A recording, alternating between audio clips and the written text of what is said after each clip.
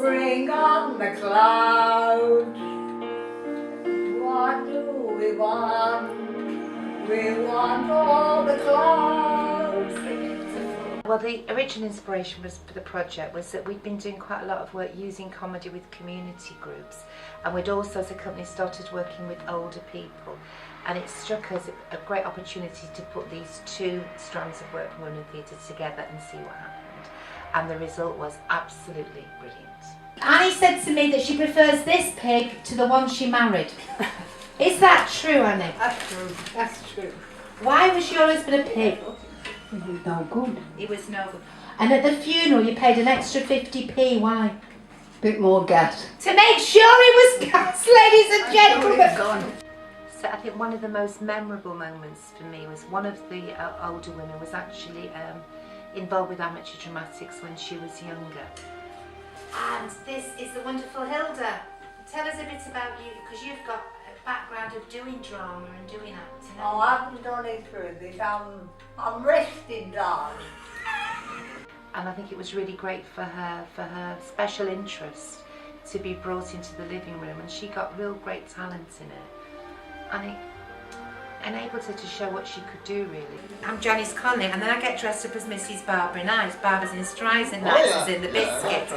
And the first time I did that, we did our first show, I said to Hilda, what do you think of the way I'm dressed up? And this is what Hilda said. How do you think I look, Hilda? A bit retard. Some residential settings may be concerned that relatives will be worried about that their loved ones are involved with a comedy course, that they may be going to be figures of fun.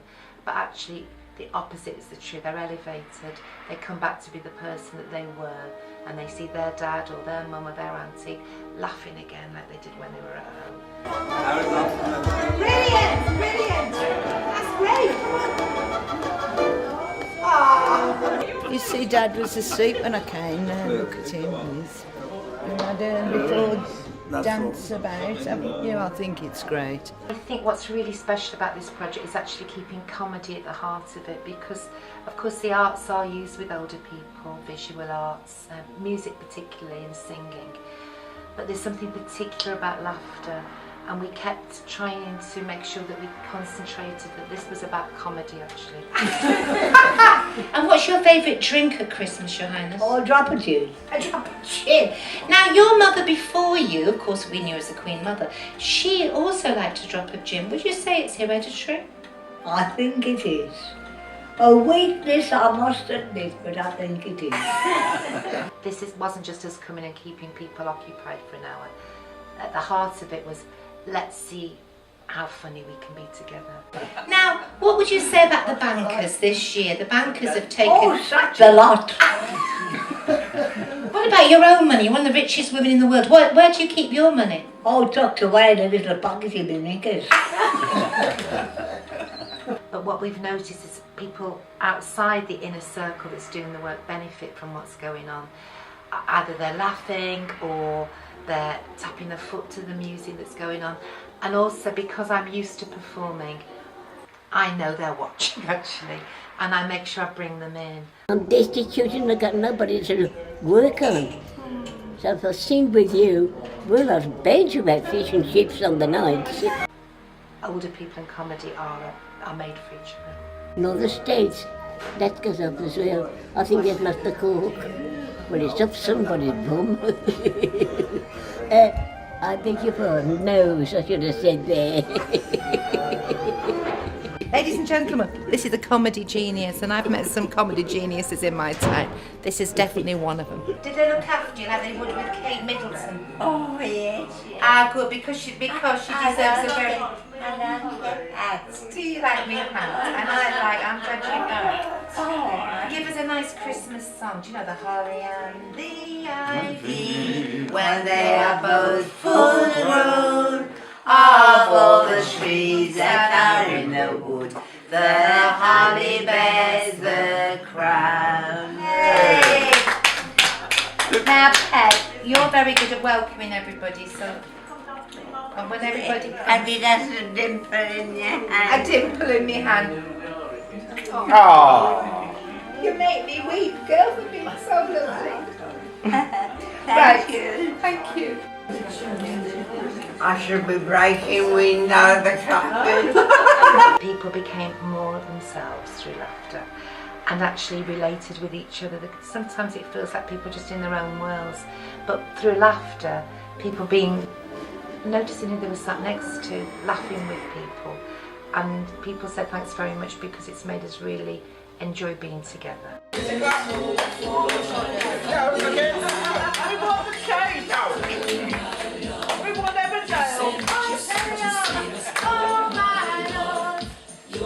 I think that this is suitable for all settings actually, and I know some people might think, oh, we've got very specialist old people here, you know, the level of dementia here is really high.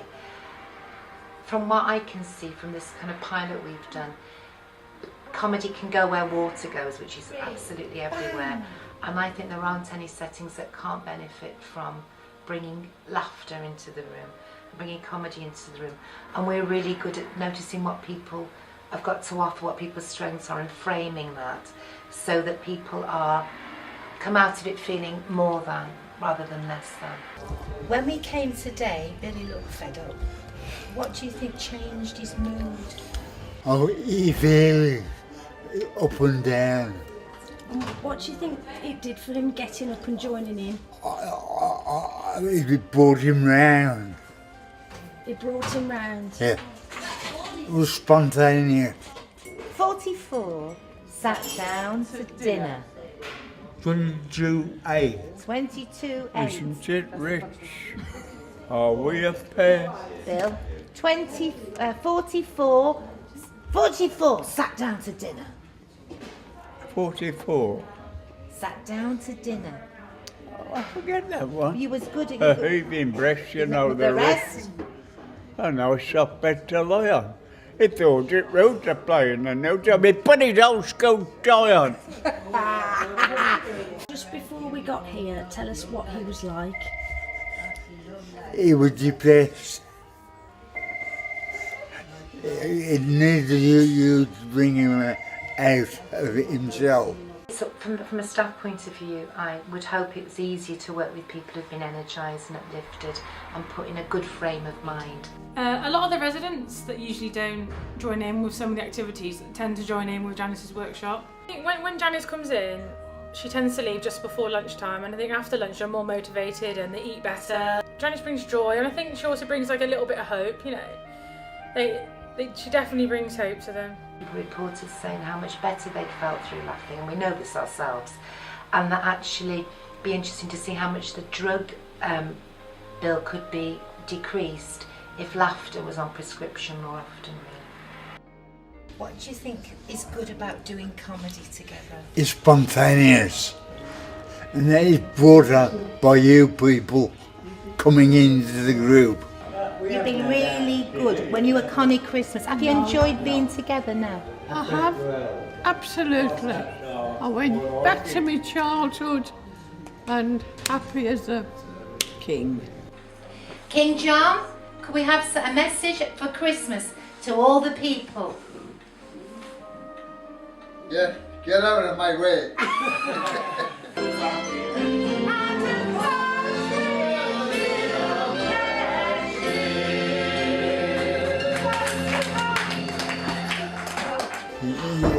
You make us feel happy.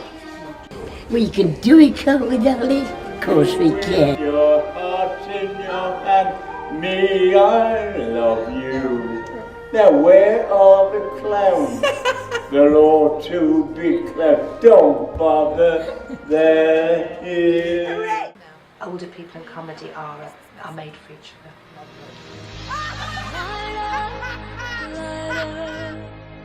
There's a few